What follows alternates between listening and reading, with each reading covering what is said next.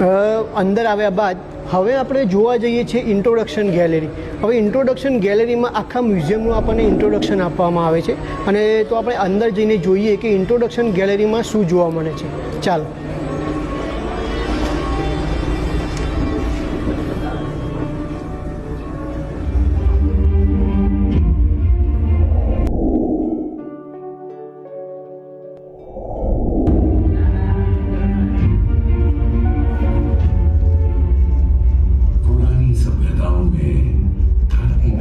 હવે જે આપણે ઇન્ટ્રોડક્શન ગેલેરી જોઈને આવ્યા, હવે એના પછી આપણે જોવા જવાનું છે કે ભાઈ વડનગરના પ્રાચીન નામો કઈ રીતે પડ્યા, પહેલાં શું નામ હતું અને સમયાંતરે વડનગરનું નામ કઈ રીતે બદલાયું.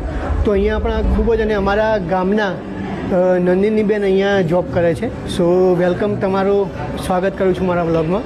સો આપણને નંદિનીબેન આપણને થોડી ગાઈડ આપશે કે આપણે શું જોવા જઈ રહ્યા છીએ.